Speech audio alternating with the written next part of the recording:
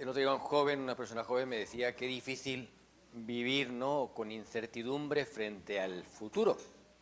Cómo vivir en paz, ¿no?, frente a la incertidumbre, frente a los miedos. Y era una persona joven y me sorprendía, ¿no?, porque en realidad le queda mucho tiempo de incertidumbre. Esperemos. Y ya tenía esa ansiedad o esa angustia frente al tiempo que ha de venir. Que quizás es algo que nos puede preocupar a todos, por supuesto, la incertidumbre del futuro, de lo que viene. Lo que le pasaba al pueblo de Israel, ¿no?, cuando estaba en el desierto tenían incertidumbre, porque no sabían qué iba a pasar, cuándo iban a llegar a la tierra prometida, cuándo se iba a realizar la promesa después de haber sido liberados. Y lo que les pasaba entonces es que querían volver al tiempo anterior, es decir, a la esclavitud, porque ahí tenían hambre, tenían comida, tenían alimento y agua suficiente, y no en el desierto, que vivían pues sujetos al hambre, a la sed, y no tenían cómo saciar. Y a pesar de los milagros que habían visto, dudaron. Decía, ¿no?, dudaron de mí, dudaron de Dios. Y realmente nos puede ocurrir a nosotros, ¿no?, que dudemos de Dios. Dicen siempre que la felicidad en realidad consiste en nuestra capacidad para aceptar la realidad como es, ¿no?, y la capacidad que tenemos para enfrentar las contrariedades del camino. Ahí se determina nuestra capacidad para ser felices y estar alegres y vivir con paz en medio de la tribulación, en medio de la tormenta, en medio de la escasez, en medio del hambre, en medio de la sed. Pero qué difícil, ¿no?, vivir así. Y el pueblo de Israel, por supuesto, en ese momento de dudas, pues endurece su corazón.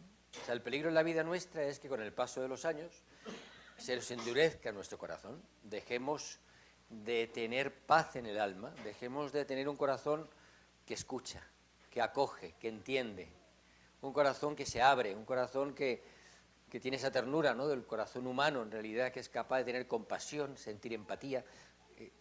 ¿Por qué? Porque se amarga, ¿no? El corazón endurecido se amargó, dejó de confiar, dejó de esperar, dejó de alegrarse con las pequeñas cosas de la vida y esperaba grandes cosas que nunca ocurrían.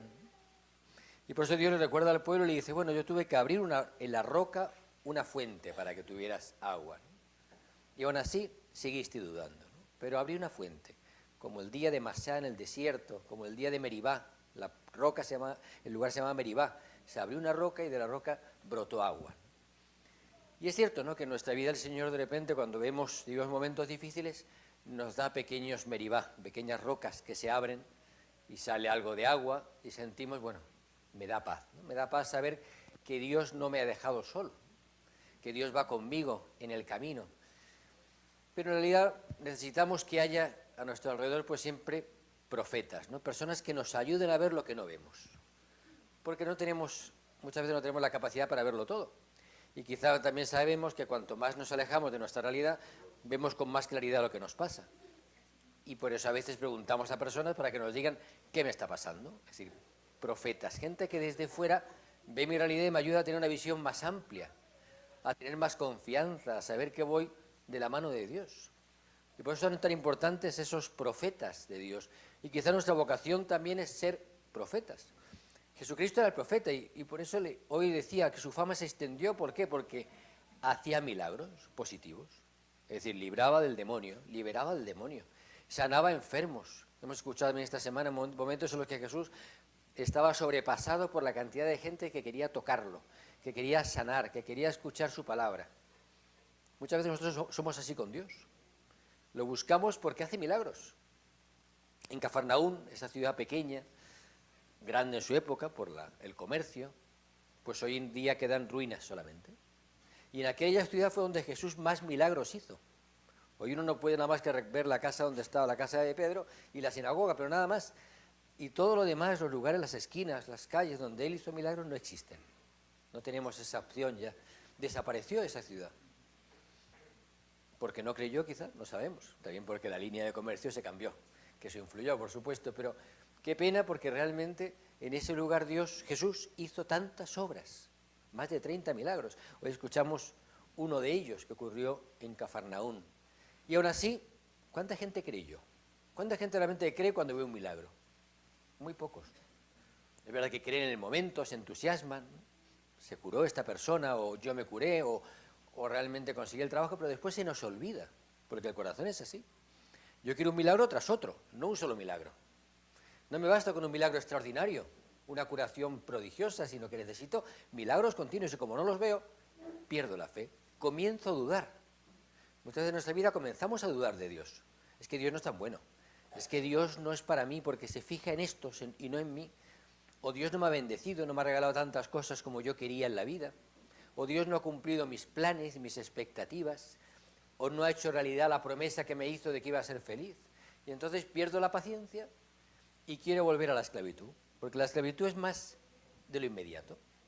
Si lo pensamos, la esclavitud es de lo inmediato. Todas las adicciones que son de lo inmediato. Porque una adicción sacia el deseo inmediatamente. Me satisface. No me da la felicidad, pero calma un deseo, y por eso es una cadena, una red que me envuelve, ¿no? Todo lo que tenemos de posibilidades hoy en día de adicciones son miles, ya no solamente son 2 o 3, ya son montones de adicciones que nos pueden hacer volver a nuestro Egipto personal de esclavitud, volver a aquella tierra donde yo siento que mi satisfacción inmediata la calmo, cuando estoy inquieto la calmo, cuando tengo ansiedad la calmo, pero ¿se trata de eso la felicidad? ¿Se trata de eso vivir en Cristo? ¿Se trata de eso de nuestra vida de fe?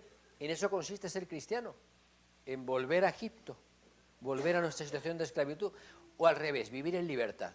Aunque la libertad tenga consecuencias complicadas, como es la incertidumbre, vivir en la incertidumbre, vivir en momentos en que no sé lo que va a pasar mañana, vivir sabiendo que mañana puede irme mal, que puede morir un ser querido, puedo morir yo, puedo enfermarme, puedo arruinarme, no quiero decir más desgracias, pero pueden pasarme muchas cosas mañana. Y es que no lo sé.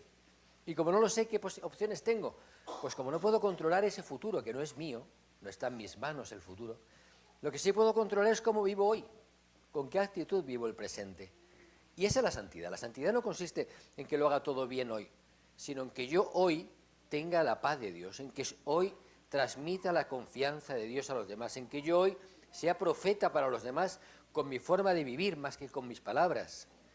Como decía algún santo de la Iglesia, prediquen y si es necesario con la palabra, pero prediquen en realidad con su vida y si es necesario con la palabra.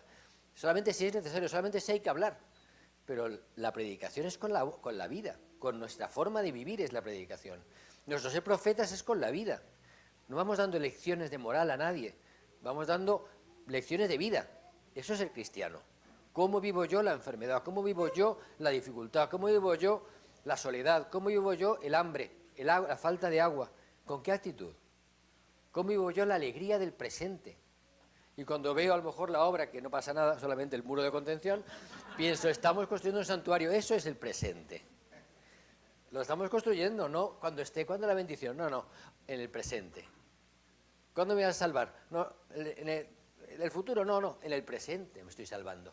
Me estoy salvando en el sentido que estoy viviendo con plenitud, que estoy viviendo con alegría, que estoy viviendo plenamente, soy plenamente hombre, en el momento presente. Esa es la verdadera santa indiferencia que quiere Dios para mí. Que no viva con ansiedad, que no viva con angustia, que no necesita un terapeuta cada 10 minutos para preguntarle qué hago ahora. Recuérdame qué tengo que hacer. Que a veces recurrimos a eso, ¿verdad? Nuestros profetas son el terapeuta, son el TikTok o Instagram para saber qué tengo que hacer. ¿Qué es lo que tengo que hacer con mi vida? Y se nos olvida lo que Cristo nos enseña, que es tan sencillo, y lo hacen en pocas palabras y nos muestra su forma de vivir, de actuar. Y Jesús pasó haciendo el bien y pasó liberando de los demonios que tenemos dentro. Y todos tenemos muchos demonios dentro, a lo mejor no tan impresionantes como el del Evangelio, por supuesto, pero sí tenemos demonios dentro que nos hacen pensar que tengo que volver a la esclavitud para ser feliz, que tengo que volver a mi pecado para sentirme en paz, que tengo que volver a lo de antes para ser mejor.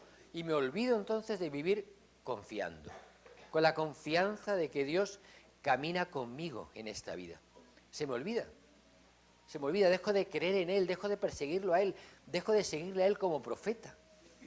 Eso es lo que me pide el Señor hoy, que crea en Él, que crea en su palabra, que su palabra cada domingo y cada día de mi vida, cuando leo el Evangelio, cuando me levanto por la mañana y escucho el Evangelio del día, ahí me está hablando Dios para mi vida.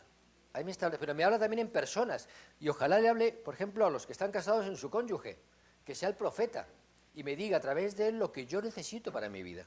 O me hablen mis hijos, o me hablen mis papás, o me hablen mis abuelos, los que tienen abuelos y pueden disfrutarlos, que me hable a través de ellos, de su sabiduría, me está hablando Dios. porque somos profetas para otros cuando les ayudamos a ver lo que ellos no ven, o simplemente les señalamos con el dedo, ahí está Dios en tu vida, ahí está haciendo milagros.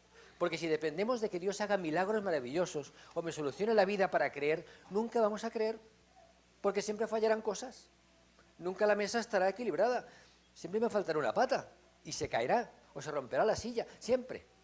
Entonces, si no tengo una confianza más grande, si no creo que Dios está detrás de mí sosteniéndome en esos momentos de duda, pues no seré cristiano verdaderamente. No habré integrado la palabra de Dios en mi corazón y por lo tanto tampoco yo podré ser profeta para otros, porque no tendré a Dios dentro.